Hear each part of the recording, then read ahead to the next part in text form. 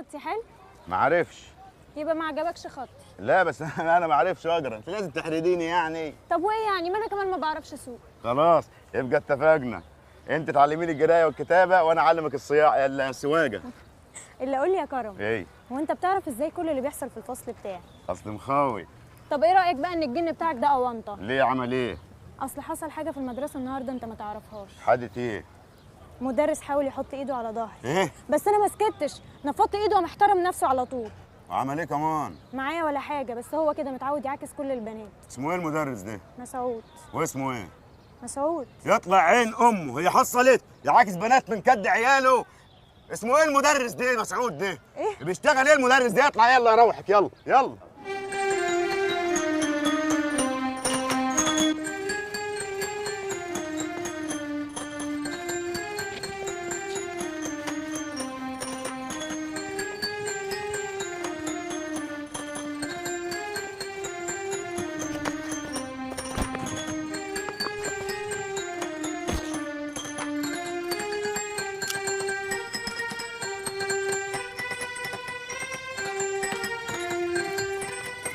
شحاتة فين يا طلب؟ هو متلقع جوه.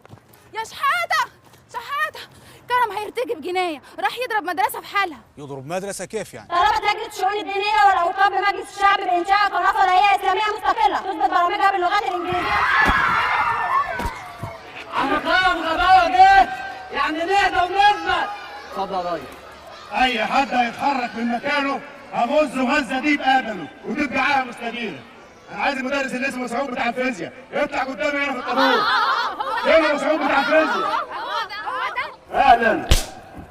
اي بنت لمس جسمها اللي اسمه مسعود ده ترفع ايدها. يا حنين، كل واحده ليها حاجه عنده تاخده وقت قبل ما امشي. يلا يا بنات يلا يا بنات يلا يا بنات، خدوا حقكم يا بنات. اضربوا يا رافيه اضربوا يا رفه، مش حسس اضربوا النبي يا راجل رفه. خلوهم يربوه عشان يحرم يعمل كده في بنات الناس. كل المدرسين والفراشين امسكوا المجرمين دول.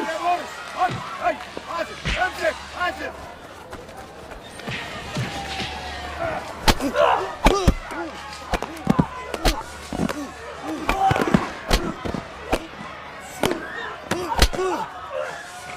ارجع ارجع، مش عايز اعور حد ولا اذي حد.